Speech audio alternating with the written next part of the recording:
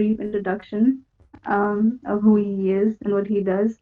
So, Saad Omar graduated from Georgetown University with a degree in English and a master's in non-profit management. He has studied Islam and Arabic in Mecca, Jordan, Turkey, and across the US. Saad is a published songwriter and the founder of the Poetic Vision Tour, The Shadows of Light and Mishka. He is currently leading the building of a holistic Muslim village in Sterling, Virginia. Um, yeah, that's about it. Saad bhai, the mic is over to you now, inshallah. Thank you, Sister Ifat.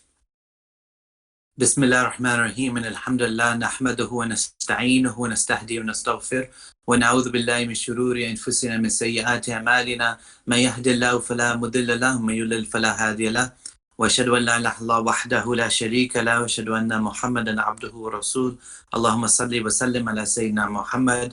And when we hear the Prophet Prophet's name, we all say Sallallahu Alaihi Wasallam. So this lecture is on Sister Ifat asked me to speak about Malcolm, and it's one of my it's a great honor to be here with all of you, and it's my first time on Discord, so I do apologize again. I'm still learning this platform, but there's about 28 of you on right now, and I want you to know that whenever I give a lecture, you all are more important to me than the person speaking, and so I don't consider myself such an important person to be addressing all of you. I'm actually very honored that you all are listening to me. And I want to begin by asking everyone to please take notes, not because I'm speaking, but because of the one I'm speaking about. Malcolm X, Al-Hajj Malika Shabazz, is one of the most significant humans to have walked the earth in the last 100 years. And I truly believe that so much. I live in the United States, and he's had an impact all over the world, but his impact in the United States, I feel it on a daily basis. So what I'm going to ask is I'm going to take a moment that if you are able to take notes, I would strongly request that you do so. And everyone that is taking notes, if you can just put your hands up in the platform. Is there a way to do that on Discord? Yes, okay. So can you please put your hands up? I see a few people putting their hands up now that we're going to be taking notes. Because one of our great companions, Ibn Abbas radiallahu anhu, this is the cousin of the Prophet, peace be upon him. He said, he was once asked that, how did you learn so much? That Ibn Abbas, he became a scholar by the time he was about 14 or 15. Amongst the companions, he was a scholar, right? And he said that whenever I learned something, I memorized it. And whenever I had a question, I asked it. And that was his secret. That whenever he learned something, he retained it. So we don't want to have sandcastle knowledge. What's sandcastle knowledge? That every time we learn something, we build it, and the first wave of forgetfulness comes and it wipes it out. So we don't actually end up learning. We're just, we learn, forget, learn, and forget. So I really do hope. And so I'm going to ask again, for those who have not raised their hand, if you can, once you have your notes ready, notebooks or whatever you're taking notes on, can you raise your hand again, and then I'll continue, inshallah. Chess enthusiast, okay. Baji, okay. Waiting for a few more of you. Just get ready for your notes. Invest in Allah, okay. Alhamdulillah. Okay, so many of you have your notebooks ready now.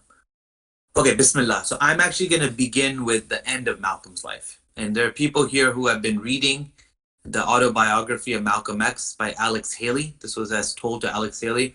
Alex Haley is also one of the most significant individuals of the last 100 years. One of the greatest services he did was writing Roots and writing the autobiography of Malcolm X. So for those of you, there's about 5 or 6 of you, I believe, that were in the book club with Ifat. I hope you benefited as tremendously as I did when I read that book. I've read it a few times now. But I want to end with the end of Malcolm's life, and then we'll go back to the beginning. At the end of Malcolm's life, he will go, and if you don't have context of who he is, it's okay. Think of it as a movie that starts with the ending, and then it flashes back to the beginning, right? Malcolm X, at the end of his life, will go on Hajj, right?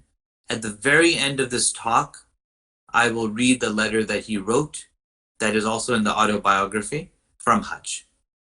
He will go on Hajj and he will see something that will blow his mind. It will change his heart.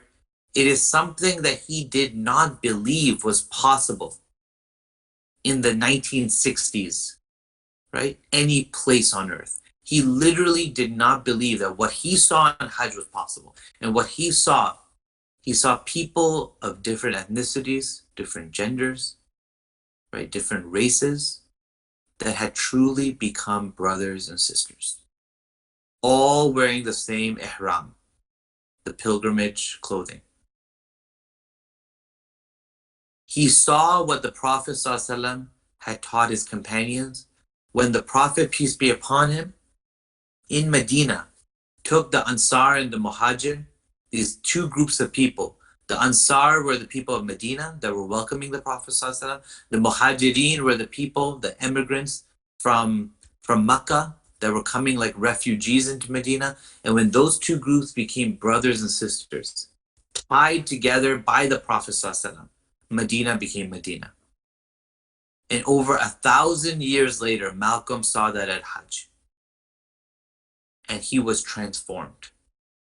His heart was purified by the sight. His eyes were filled with tears. And he returned back to America with a new message. He would not live more than 2 years after that moment before he was assassinated. And right now, as I present to you, I'm looking upon the original newspaper from the New York Times from the day that he was assassinated. I was able to purchase that newspaper a couple of years ago, and I have it framed in the middle of my living room, so I always remember that day. Right? The day that Malcolm returned back to his Lord as a martyr, as a shaheed. Now we begin back at the beginning of Malcolm's life. Now, if you're all with me, because one thing with these online platforms, sometimes there's like a disconnect where we're listening, but it's hard to feel that same engagement. So if you're all with me, if you can put your hands up again, because I want to make sure we're all on the same hearts as we continue, as we begin the life of Malcolm X. Are you all with me? Alhamdulillah. Alhamdulillah. In your notes, if you could write down one small point and then we'll begin. So often when I've been now giving lectures for about 15 years, and before that I used to just listen to everyone, and I still do, but we would go to all the big speakers. In the United States, we have Imam Siraj Wahaj and Sheikh Hamza Yusuf, and all of these different scholars of different backgrounds, and we would listen to all of these speakers. And so often, some people like, for example, Sheikh Omar Suleiman or Dr. Ingrid Mattson, all of these different speakers and teachers, so often the focus, however, when we were listening to his speakers was on the speaker. People would ask, how good was the speaker, right? And I remember Imam Siraj Wahaj had given this incredible lecture in this ballroom in Chicago. I'll never forget it. He is the Imam of Masjid Taqwa, right? And he was actually friends with one of the close friends of Malcolm X, Imam Waradin Muhammad. And Imam Siraj Wahaj gave this incredible lecture. This is kind of an introduction to this talk. And at the end of his lecture, he was leaving, and there was someone in the lobby of the hotel that was vocally saying, wow, that was the best speech I ever heard, right? He was so excited. And Imam Siraj Wahaj actually heard him. And I used to stalk all the big speakers and scholars when I was young. And so I was like walking behind Imam Siraj Wahaj as a 13-year-old. And I see Imam Siraj Wahaj go right to that person who is praising his speech. And he says, excuse me, brother. And the guy gets shocked, right? He's talking about Imam Siraj, and Imam Siraj Wahaj comes upon him. And there were about 10, 20,000 people in this lecture. And he goes to him and he says, I'm really glad you liked the speech, but tell me something. Tell me one thing that you benefited from my presentation. And the man is just flabbergasted. He's like, well, it was just so deep and it was inspirational, and he can't literally recall one moment. Now, it could have been that he was nervous because Imam Siraj Wahaj had kind of suddenly come upon him, but he had taken the energy of the speech, but the content he hadn't really grasped. And so I really, really want you to take this to heart. So often we think it's about the quality of the speaker, when in actuality, the Prophet ﷺ was the speaker, the teacher in Mecca. But it was so much more critically about the receivers. Because on one hand, you had Abu Bakr, and on the other hand, you had Abu Lahab. And for Abu Bakr, of course, we say radiyallahu anhu. For Abu Lahab and Abu Jahl, we don't. The same speaker, but there were two different receivers. How rarely, if ever, do we leave a program and ask the question, how did I receive? What was the quality of the receivers, not the quality of the speaker? So it is much more about how you all receive than how I present. And with that, let's begin. 1925, Malcolm X is born in Omaha, Nebraska. Right? Both of his parents are activists. Both of his parents are followers of someone named Marcus Garvey. And Marcus Garvey from Jamaica, I led a trip to Jamaica where we learned about Marcus Garvey. Marcus Garvey is an incredible individual, a visionary individual. Most of his work was between like 1915 and 1925, but he is a legend, Marcus Garvey. And Malcolm X's parents are students of Marcus Garvey. And Marcus Garvey, before Malcolm, before Martin Luther King, before James Baldwin, before the Black Panther movement, decades before. Right? At the same time as some figures that some of you may know, Booker T. Washington and Du Bois, he was leading the Black liberation movement in America and around the world. Right? So his parents are followers of him in 1925. And that's the family that he's born into. So he's already born into, if some people know hip hop, one of hip hop's legends, Tupac, his mother was also part of this type of movement. So now we continue. So 1925, he's born. The next really major event that will happen in Malcolm's life will be 3 years later. Malcolm is now living in Lansing, Michigan, right? And on November 7th, will be the first time that Malcolm's house will be burned, but it will not be the last time. And Malcolm always suspected that the people who burned down his house were white supremacists. They were racist, right? But it was never proven. The firefighters the fire engine never even came to burn out the fires in his home. That's how much racism there was at that time. His house is burned, but no one dies. Luckily, no one, alhamdulillah, from Allah's blessing, no one dies in that fire. This is 1928. So Malcolm, we began in 1925. He is now 3 years old. A few years later, he is now 6 years old. His mother, right, Louise, has a dream that her husband will be killed. And so she tells him not to leave the home. But he leaves on some work. And it is found that the KKK, the Ku Klux Klan, which is a racist group in America that still exists, has murdered Malcolm's father, Earl. And their last name was Little, so his father's name was Earl Little. Malcolm's first name was Malcolm Little, right? Malcolm Little, that's how he began his life. And they had actually placed him on the tracks, and a streetcar had gone over him. They had tied him down, and they had murdered him. And now, after Earl's death, Malcolm's family will really struggle. His mother, Louise, who is this very strong figure, will start having great depression, stress, and pain. And she struggles to try to get enough resources to just keep her family alive because her husband has been murdered. 7 years passes. Malcolm now is reaching his teenage years. He's 13 years old. And his mother is diagnosed as being mentally ill, right? And she is sent to Kalamazoo State Mental Hospital in Michigan, and she will spend nearly 30 years in this hospital. So Malcolm basically has lost his father and now has lost his mother. And you see the analogy to Prophet Muhammad Muhammad's life, that the Prophet was born without a father, and he would lose his mother. Malcolm lost his father at age 6. The Prophet ﷺ lost his mother at age 6. One of our scholars, Saad Qadri, he says something really powerful, and please write this down.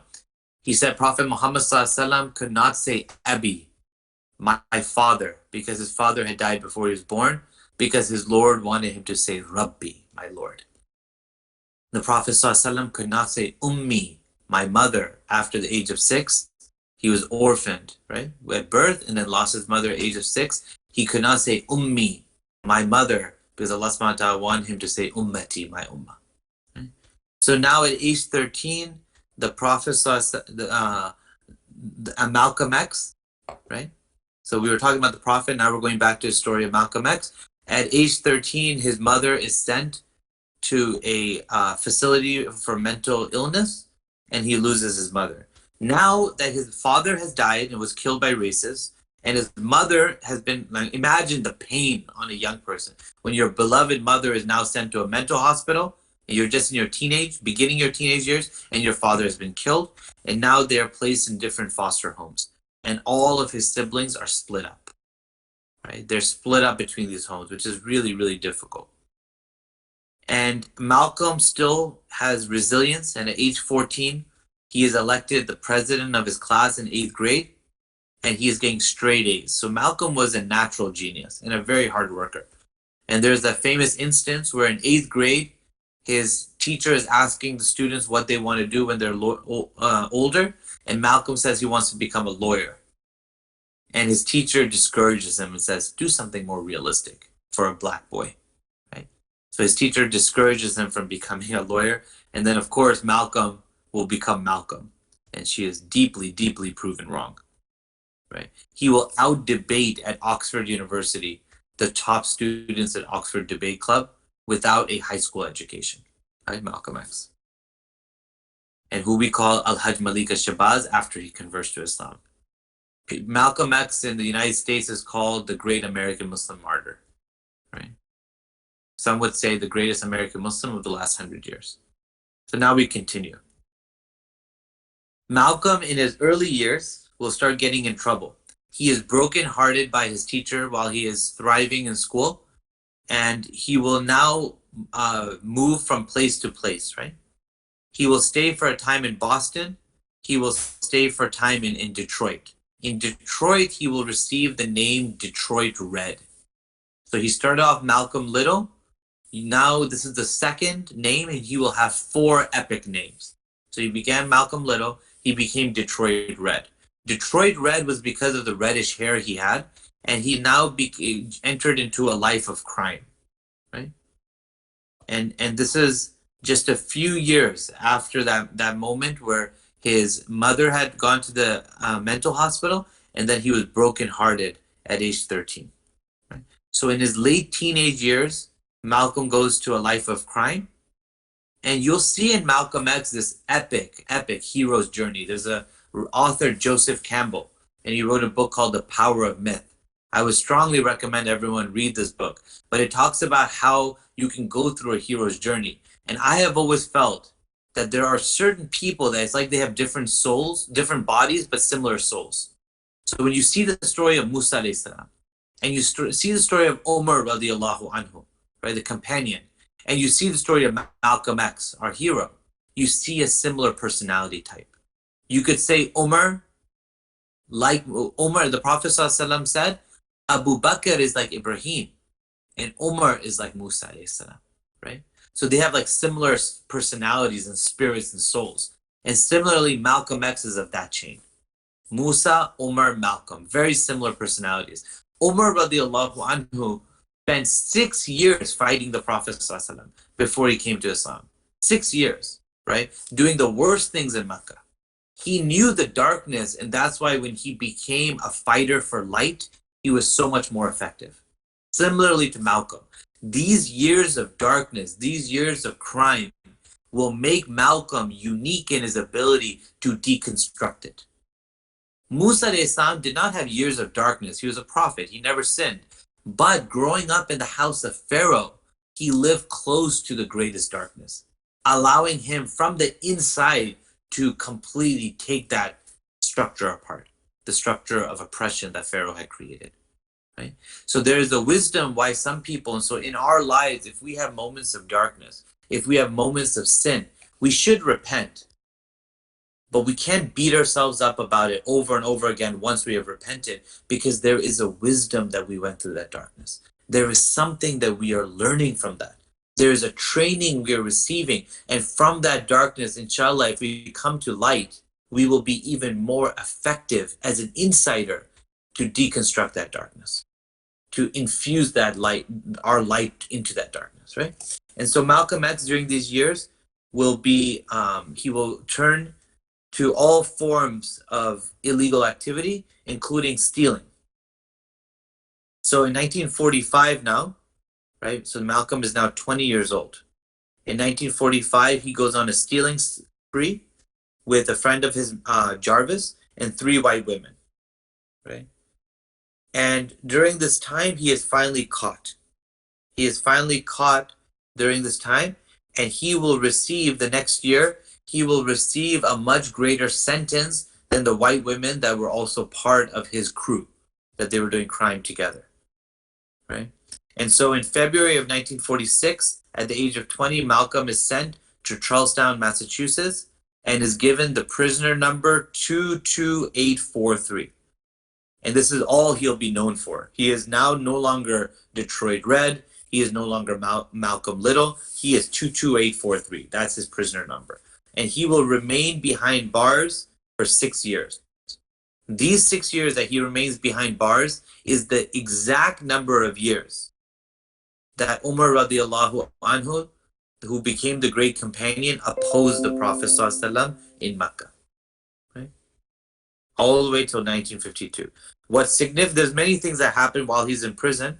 In the beginning, he kind of just fights it. He stays kind of a gangster type of personality. But then there's many significant things that start to happen.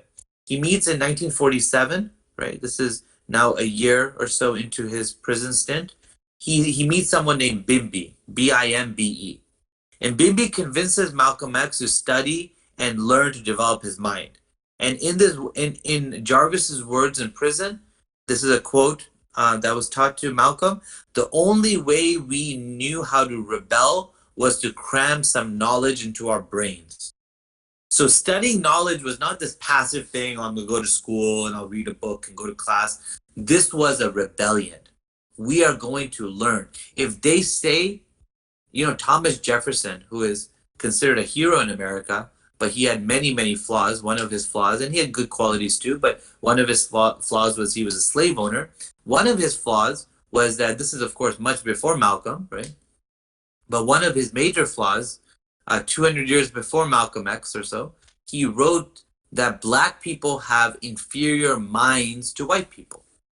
And many of the so-called Enlightenment philosophers of the 18th century wrote similar lines as that, right? So wrote similar arguments, Kant included, Immanuel Kant, that Thomas Jefferson said, black people should be allowed to live free, that he did believe that. However, they should not be allowed, even though he had slaves himself, they should not be allowed to live next to white people, for they are inferior in their minds. So Malcolm X and the people around him that were beginning to become enlightened in prison, how incredible it is. Like Yusuf alayhi salam, who was sent to prison and he received light in prison, right? He received light while he was in prison. Like Yunus alayhi salam, who was in the whale, belly of the whale, you can see Malcolm in the belly of the whale, in that Egyptian prison like Yusuf alayhi salam. And he starts to become illuminated with knowledge. And then there is another significant moment that happens a year later, where Malcolm's siblings, right, they have joined this figure. His name is Elijah Muhammad from the Nation of Islam. It's very important to know that when we say the Nation of Islam here, this is not the Islam that we know as Islam. Elijah Muhammad is a very important figure. And Elijah Muhammad did a lot of good to uplift the black people of America. But he was a false prophet. He did claim to be a prophet of God, and he was not. But what he was to Malcolm X was like a bridge, who helped Malcolm get out of where he was at and to what he would become. Even though, of course, the Nation of Islam is not the Islam proper, as Malcolm would later convert to towards the end of his life, right? But he starts exchanging letters with Malcolm. Elijah Muhammad, Elijah is in Chicago right now. And Malcolm becomes a follower of the Nation of Islam. Finally, in 1952, after spending 6 years in prison, Malcolm is released. Malcolm is released. And when he is released, he goes to Detroit, right, to live with his brother Wilfred. He quickly joins the Nation of Islam and begins joining their temple. They don't have masjids, they have temples. And this was called Detroit Temple number 1. Right? And this was, at the time, the Nation of Islam had not grown to the level it would grow once Malcolm joined it. So everything in the nation would change with Malcolm joining the Nation of Islam. He rejects his last name Little. He calls it a slave name. He said this is a name that was given to us by the slave masters. And so he becomes Malcolm X. That X was rejecting any last name that was given by slave owners, right? There were only about 400 members of the Nation of Islam when Malcolm joined. And Malcolm, by the end of his life, right, by the end of his time in the nation, this number would multiply and multiply and multiply, and a lot of that had to do with Malcolm X.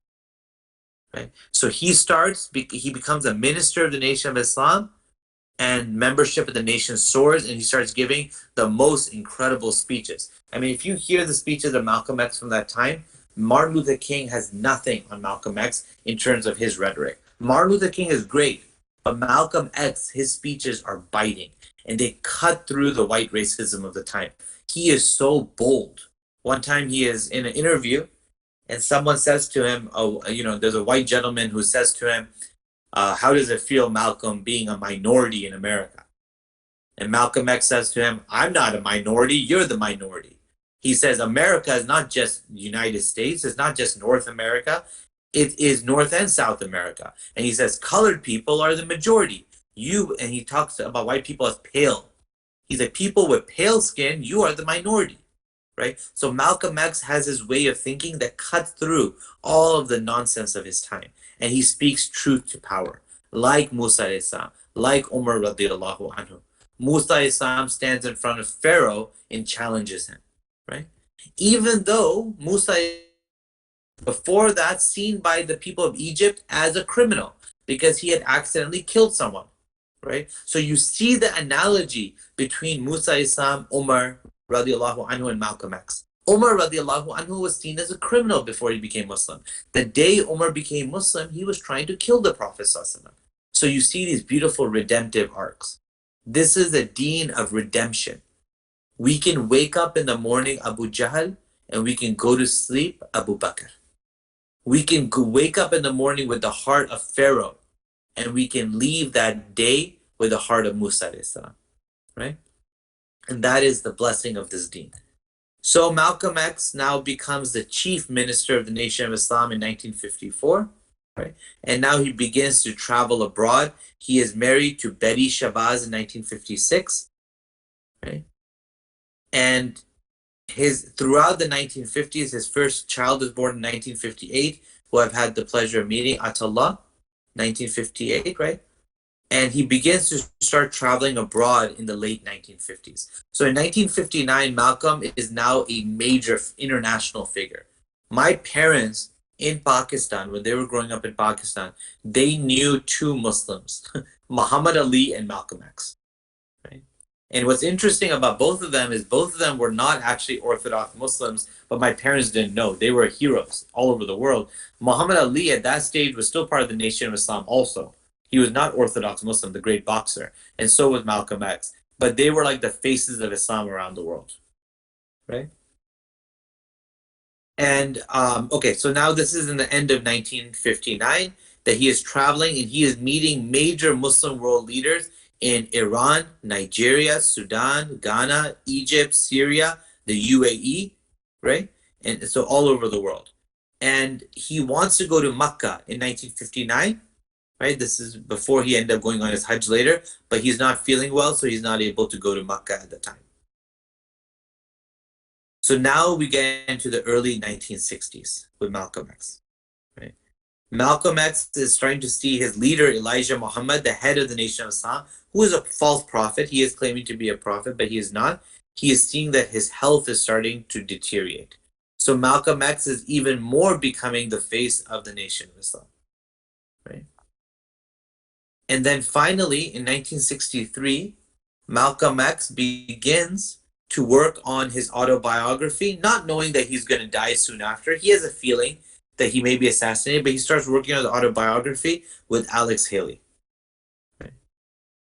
And during this time, right, we have the death of John F. Kennedy, 1963. Which has been immortalized in so much of pop culture that many people, even not in the United States, know how significant the death of John F. Kennedy was, and then soon after Robert Kennedy, his brother. There's a song by Simon and Garfunkel that's called the the the sound of silence, right? The sound of silence, where they were seeing that even though everyone was quiet after John F. Kennedy's death, there was a screaming in the solitude. Even though it seemed silence, you could hear the pain in that silence all over the country, the whole world, and especially in the United States, people knew where they were when John F. Kennedy was killed. And during this time, Malcolm X is interviewed about the assassination of John F. Kennedy. And even though Elijah Muhammad had taught that white people were devils, in this case, Elijah Muhammad was trying to be politically correct. And he told Malcolm not to comment on John F. Kennedy's death. But Malcolm X was a true believer. If something is right, he has to say it. Once again, like Musa alayhi salam, like Umar radiallahu anhu. So he said, when he was asked about Kennedy's killing, he said, this is a case of chickens coming home to roost. Basically, John F. Kennedy had it coming for all the things he was doing around the world, specifically talking about what he was doing in Cuba. And the press went crazy about this statement. And he was actually distanced from the Nation of Islam. He was silenced for 90 days that he couldn't speak. And Malcolm X felt betrayed by this because he was saying that what we are being taught is truth. I just shared that and I am now getting in trouble for speaking truth. And finally, he was suspended indefinitely from the Nation of Islam, right? So Malcolm will begin his own organization called Muslim Mosque Incorporated, right? And during this time, Malcolm is also learning about these moral mistakes and egregious actions of Elijah Muhammad with these young women. He's starting to see that this prophet-like figure has these major, major errors, and now Malcolm is starting to question the authenticity of his teacher. It is in April of 1964 that Malcolm will deliver his famous speech, Ballot or the Bullet. And I would ask everyone to listen to that speech if they're able to, right? This was during an election time that he gave one of his most famous speeches, Ballot or the Bullet. Okay, I wanna close this portion of the program by kind of getting to, this is just the biographical portion, then I'll share one or two insights from his life and we'll close. But Malcolm X will then, towards the end of his life, go to Hajj, right? He will visit Mecca. And it is in Mecca that he will really get a taste of authentic Orthodox Islam. He will see, and this is in the end of 1964, right? He will go under towards the middle of 1964. He will take a 5-week tour of the Muslim world again. He had done this 5 years before. He will go to Hajj, and he will now start to appreciate the differences of what he thought were Islam and authentic Islam. And he wrote this letter from Hajj, and I want everyone to listen carefully. Malcolm wrote, and now he will be called after this Al-Hajj Malik al-Shabazz, or Al-Hajj Malik al-Shabazz, right? But it was pronounced Malik. And Malcolm will be named after having gone to Hajj. So that will become part of his name after his coming to Orthodox Islam. Malcolm writes from Hajj to his wife, "Never have I witnessed such sincere hospitality, an overwhelming spirit of true brotherhood, as is practiced by people of all colors and races here in the ancient Holy Land, the home of Abraham, Muhammad, and all other prophets of the Holy Scripture." He is no longer saying Elijah Muhammad. Okay, so he's no longer seeing Elijah as an authentic prophet. "For the past week, I have been utterly speechless and spellbound by the graciousness I see displayed all around me by people of all colors. I have been blessed to visit the holy city of Mecca. I have made my 7 circuits around the Kaaba, led by a young mutawaf named Muhammad. I drank water from the well of Zamzam. I ran 7 times back and forth between the hills of Safa and Marwa." What a sight to have seen Malcolm X making Hajj, huh? You can imagine. Let's go back to the letter. "I have prayed in the ancient city of Mina, and I have prayed at the mountain of Arafah. There were tens of thousands of pilgrims from all over the world. They were of all colors. from blue-eyed blondes to black-skinned Africans. But we were all participating in the same ritual, displaying a spirit of unity and brotherhood that my experiences in America had led me to believe never could exist between the white and the non-white. Malcolm returns back from Hajj. He looks different. He has a different kind of light to him. He is still an activist. He is still leading the Black liberation movement in America, but he has come with this new authenticity of Islam. And they are going to go after him right away. And he will not live much longer. In the last days in 1965 of Malcolm's life, he is starting to get bomb threat after bomb threat. Right? There's a famous picture of him standing with his shotgun, waiting for people at the door just in case people come. His house when he was 3 had been burned down, and now his children will suffer the same fate as someone will throw a bomb and bomb his home. He will by Allah's blessing, he is able to take his kids out of the house without his children being harmed. Right? Towards the very last few days of his life, he is getting death threat after death threat. He knows he has a few days to live. One time he is interviewed and someone says, Malcolm, and this is on YouTube, you can find it, do you fear for your life? And Malcolm says, oh no, I am already a dead man. Malcolm X knew he was going to die the day he gave the speech in the Audubon Ballroom in Harlem in February of 1965. And he went there knowing, and he said to one of his assistants, to one of the people working there, if they kill me, I'll be a martyr. If they don't kill me, I'll keep speaking against them until there's justice, until I change the situation that we're in. Basically, there's no losing. If they kill me, I'm a martyr. If they don't, I'll keep speaking against them until they do. Cornel West said about Malcolm and Martin Luther King that you could agree with them or you could disagree with them. But one thing you knew for certain is when they stood up, they believed every word they were saying, and they were willing to take a bullet for what they believed in. The reality is, as Cornel West says, Malcolm was killed before he had already died. He already had gone to Allah. His heart was with his Lord before the bullet reached him. The bullet was just a formality. He had died before he was killed. He had no attachment to this world. He was willing to give everything to bring light. And we are now the children of Malcolm X. We should visit his grave and pray over him in New York. We should become connected. It's called Ferncliff Cemetery. You can look it up. We should become more connected to the life of Malcolm X. He is a hero that took a bullet for us. And he literally, this little boy from the most humble of beginnings, this little boy born Malcolm Little in Omaha, Nebraska, literally before he died, he shook the world, and he is famous for that saying that if you don't stand for something, you will fall for everything. Right? He is a hero that reminds us that redemption is possible. You could start off one way and you can end in a different state. He has the soul of Musa Islam, he has the soul of Umar radiallahu anhu, and he is the great American Muslim martyr. So many people have come to Islam through Malcolm X. So many of our scholars and our teachers and our leaders and our poets and our activists have come to Islam through his light. We are the answer to his dua. But his dream has not been fulfilled. He was worried as he was dying, in the last years of his life, as he was reaching his death. He was worried that the American Muslim community, the immigrant Muslims, the Egyptians, the Indians that were coming into America during that time were distancing themselves from the Black Muslims. And that is still happening. The way the Prophet ﷺ brought the Ansar and the Muhajirin together, that has yet to happen in America. Where the Black, white, Desi, Arab, all types, Latino Muslims come together as brothers and sisters. There are a few places, I saw that in my childhood, we had a masjid that was diverse and we had unity amongst all the different groups, but that dream of Malcolm, what he saw at Hajj, does not always happen in our communities.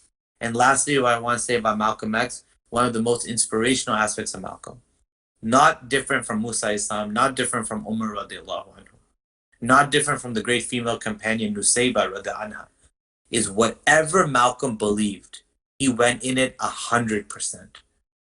When Malcolm was a drug dealer and he didn't believe in America and he didn't believe in the law, he was the best at doing that. He was the best criminal.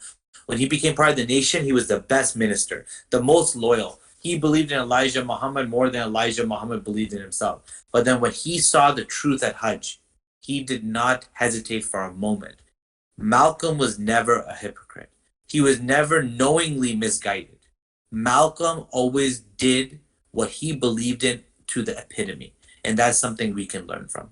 The way Umar radiallahu anhu stood at the Kaaba. I don't know if you know the story, but when the Hijrah was happening and the companions were going from Makkah to Medina, and right now there's a Sirah program that I'm part of. That's why I came a little late to this class with Hajj Hisham Mahmoud and Lanterna, where they are studying the Sirah of the Prophet ﷺ. And if someone, I don't know much about Discord, but there's a chat box. If maybe Sister Ifat could share this link with the students, so you all could benefit from this class also. But there's a class being done on the Sirah, on the life of the Prophet ﷺ, this weekend and next weekend. And you could register for the class by going to lanterna.com/summer. And maybe our sister Ifat could share that. But this is not I'm not promoting something I'm part of. I'm just a guest speaker there. But I want all of you to benefit if you're interested in this program. But there's one of the stories that we teach in this program where Umar radiallahu anhu goes to the Kaaba. And he actually midday, when the companions are secretly going to Medina, he will stand at the Kaaba, and you will see the soul of Malcolm X in Umar in this moment, right? Where he stands in front of the Quraysh and he says, I am Umar ibn al-Khattab, but you already know who I am. Look at the bravado. And there's 1,000 Quraysh, and there's only one Umar there. But Umar knows that Allah and the angels are with him. And he says, I am now going to walk out of here and join the Prophet's community in Medina. Sword in hand, he says that. And he says, if anyone tries to stop me, I will leave their wives like widows and their children as orphans. This is Umar. I will leave their wives as widows and their children as orphans. And then he walks out of the Kaaba and not a single person moves. This is what Malcolm did for all of us. He showed that great courage. After he died, at one of the speeches that was given, it was said about him that he was our great black prince. And he returned back to his Lord. So with that, I want to close. I want to thank all of you for listening. And I know this with this platform, we can't see each other, but I can feel all of your presence and your goodness. And you are all part of the Ummah of the Prophet ﷺ. You are all descendants of our great prophets, but also of our great heroes like Malcolm X. This is our spiritual heritage. And may we have that fire that Malcolm had in our hearts. And may we walk with that courage. And may we return back to our Lord having lived a meaningful life. Everything I just described from Malcolm, he got out of prison in 1952. He died in 1965, right around the age of 40. All of this he did in that time. 13 years, from age 27 to 40. And it makes us wonder what we are doing with our lives. And as Henry Longfellow said, lives of great men and women remind us we too can make our lives sublime, and passing leave behind us footprints on the sands of time. So may we be inspired by these stories, and may they not just be stories to us. For as I said, it's not about the quality of the speaker, it's about the quality of the listener. And may we all receive this deep into our hearts, deep into our souls, and let the light of Malcolm permeate our hearts and transform us. We end with Surah Asr, Bismillah ar-Rahman ar-Rahim. Wal Asr, inna al-insana lafi khusr, illa alladhina amanu wa amilu as-salihat, wa tawasaw bil-haqqi wa tawasaw bis-sabr. And I'll ask before we close, if anyone was inspired by the story of Malcolm, not by me, I'm a nobody, but by Malcolm X, you can put your hand up. If you're inspired to do greater goodness, if you're inspired to get closer to Allah subhanahu wa ta'ala, if you're inspired to fight oppression and be an agent of light, then may you live by that, inshallah. May Allah bless you all. Assalamu alaikum.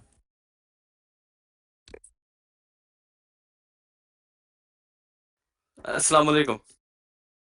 Alaikum salam. Oh, hi. Yeah, sorry, I joined a bit late. I'm the owner. Yeah, I just want to thank you for doing this lecture. My It was pleasure. great. My pleasure. My honor. That was awesome. Yeah, thank you for taking the time. Yeah, I joined a bit late, but I was able to catch most of it. We did record it, so I will watch that later or listen to it. Okay. Alhamdulillah. Yeah. Do you want people to maybe ask questions or anything? Sure, sure. Whatever you all want. Yeah, we'll give a chance. I'm only gonna pick like the our active members because I don't want some trolls to sneak in. Sure. So yeah, if anyone has any questions, you can drop them in the voiceless channel, or you can ask in the VC. Put your hands up.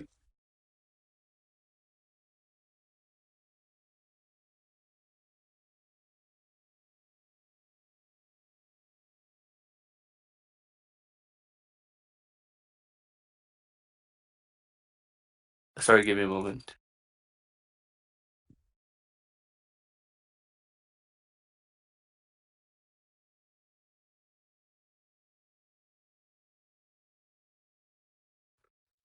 Someone's asking, is there a good documentary about Malcolm X? Yeah, so there's actually a movie with Denzel Washington playing Malcolm X that's quite good. People have some opinions about it, but it is quite good for people who have no background in Malcolm X.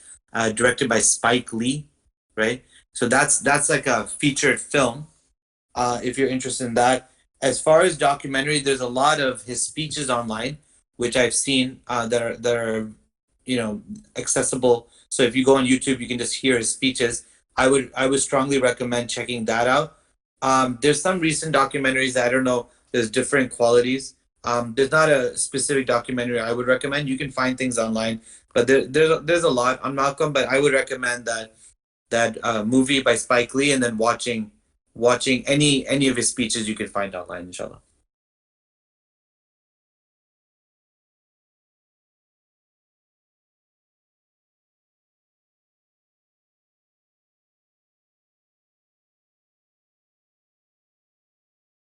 Ismail, we will try to upload it soon. Um, Wait, I don't know if you're actually listening. There is one actually I would recommend documentary. It's a 1972 documentary called Malcolm X, directed by Arnold Pearl. Arnold Perl. And so that could be a good one to watch, inshallah. And it has Ozzie Davis, James Earl Jones, and Muhammad Ali in the documentary. James Earl Jones is the voice of Darth Vader. If you guys know Star Wars, he's also the one who gave the speech that I quoted after his death.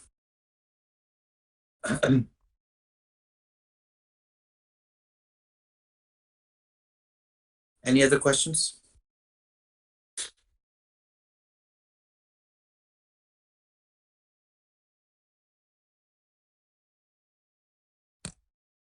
Okay, we have one. Is there any book resource that further delves into the Black community of USA, Black Muslim community? Are there any other Yeah, resources on that? yeah. So I would definitely start off with the autobiography of Malcolm X. I would also recommend Dr. Sherman Jackson's book, Islam and the Black American. Islam and the Black American. And lastly, the son of Elijah Muhammad, who was the head of the Nation of Islam, he actually became Orthodox Muslim also. And he led in the 1970s a major conversion of people from the Nation of Islam to Orthodox Islam. And so anything by Imam Warith Deen Muhammad would be great. Warith Deen Muhammad. But Islam, the Black American by Sherman Jackson is a must read. We have another. At the start, you mentioned something about Mark. What was his last name again? I mentioned something about Mark. Mark. Yeah. Mark. Let me ask him to Sure. elaborate. Or her, sorry.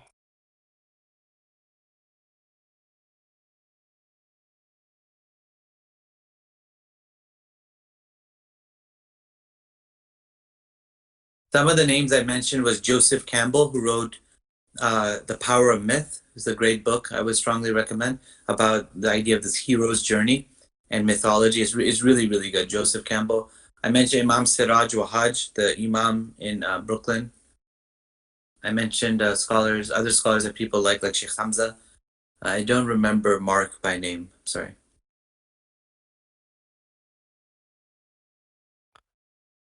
We have another question. What are your thoughts on the Muslim community in USA, like currently?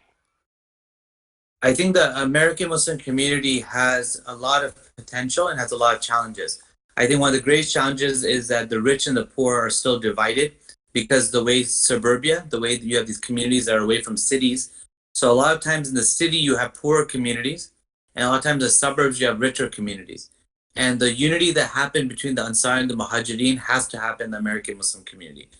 I also think that after 9/11, the Muslim American community has become a little more disjointed from the world. We used to be a lot more involved in the larger ummah and the affairs of the larger ummah, and that needs to change. There's a lot of strengths in the community, but there's a lot that we have to really realign. Um, when you're in a country like America that prides itself as being successful and being at the forefront of everything, you can kind of develop that arrogance too. And I think we need to have a deeper humility as a community. Not that everyone has that, a deeper connection to the larger ummah. And there's a lot for our community to work on. But I have great hope, inshallah, that with Allah's help, that our community can continue to evolve. There's a lot of also strengths, a lot of great teachers, a lot of great institutions, but I believe that if we don't build real community, like Medina, not just masjids and schools and institutions, but we don't start living together and really, really build that brotherhood and sisterhood, I think the greatest danger, not only in America, but all around the world that I see, is deep, deep loneliness. I think technology, this is a great platform and I'm glad we're on it, but technology can never replace human connection that's done in person. And I think a lot of us are deeply lonely. And I think we have to, that's why I'm saying for everyone that's on here, I want you to all know that I am your brother. I'm not just some random speaker on this platform. And I'm very grateful to Sister Ifat and everyone that's part of this. But I want you all to know that I'm here not to give a speech on Malcolm alone, but because I care for every one of you and you all are important to me. And you should feel like you have a brother on the other side, and we have to really feel that brotherhood and sisterhood with each other.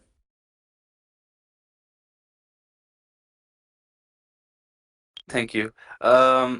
There's another one. What did he join in prison? He actually ended up joining the Nation of Islam from prison, but he formally joined once he left. But he had already kind of started seeing himself as part of that movement while he was in prison. Sorry, there's another one. How do you think that we can diminish the class divide between Muslims in North America? I think part of it is that the different masajid need to get closer together. I think that we have to start seeing our responsibility to one another as deeper.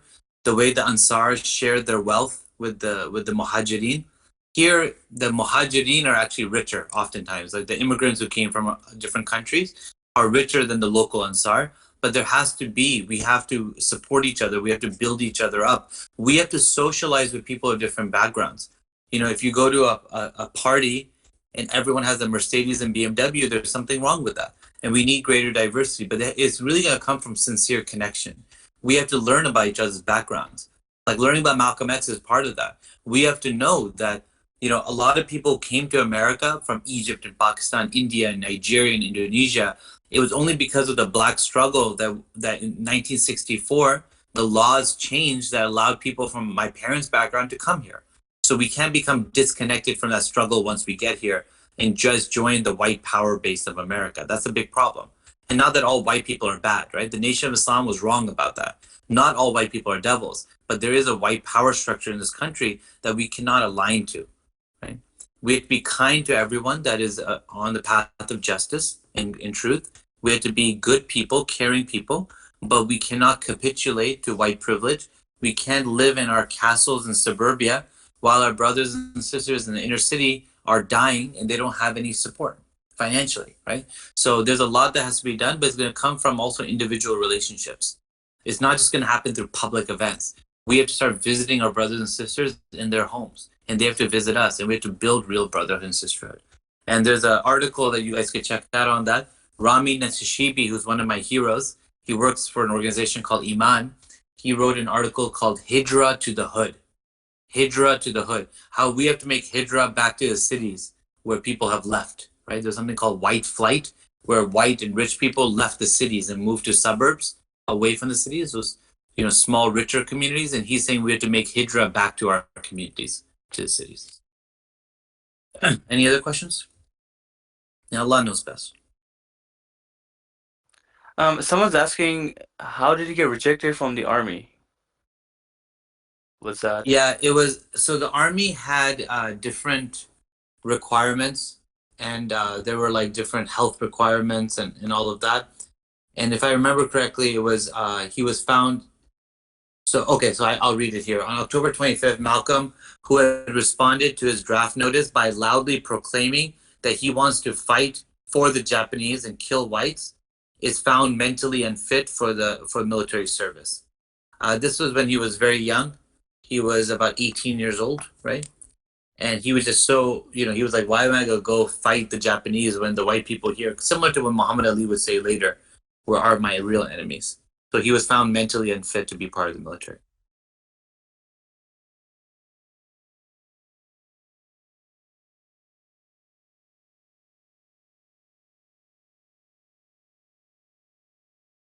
Okay, we have one more.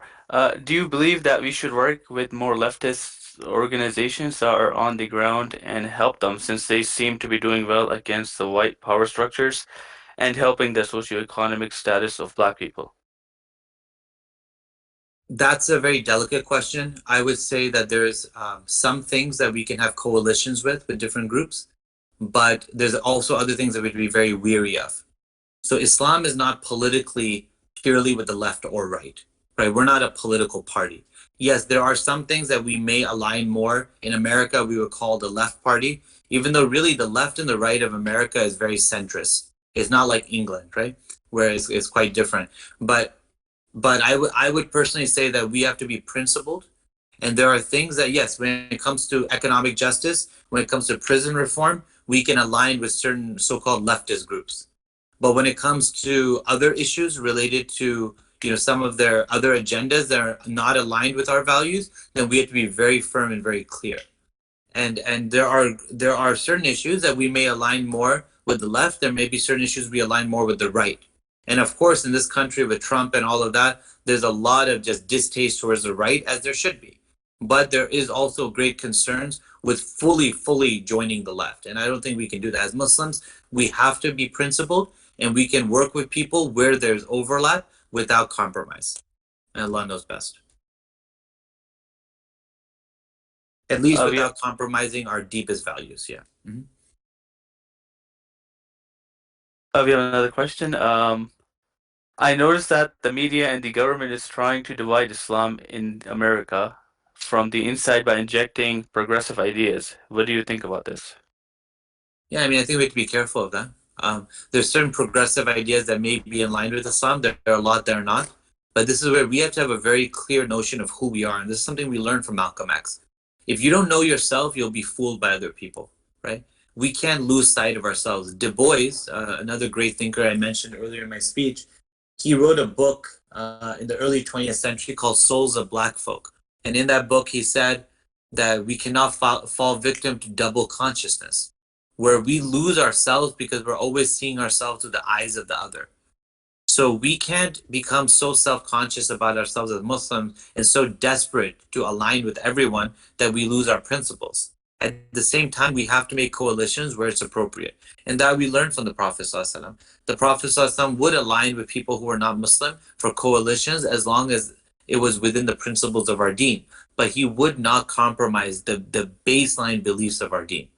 So the Prophet ﷺ did sign the treaty of Hudaybiyah, where there was compromise politically, but there was no compromise when it came to the belief systems of the Muslims. And as Muslims, we have to be very careful to find that balance. Allah knows best.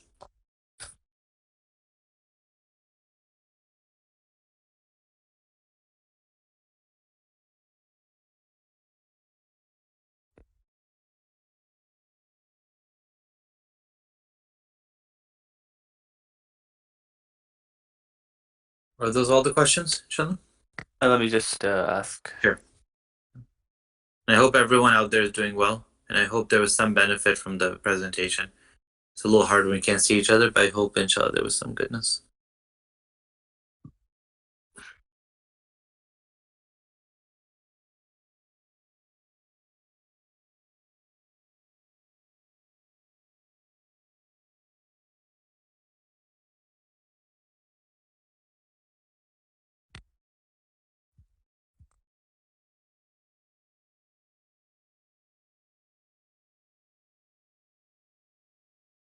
Yeah, I think that's it.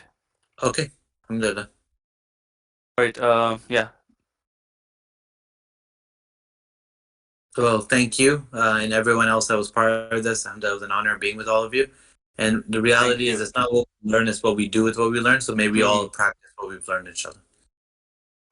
Thank you, and thank you, Sister Ifat, for inviting you here. Alhamdulillah. Alhamdulillah. Okay. Assalamu alaikum, everyone. Walaikum salam. Thank you.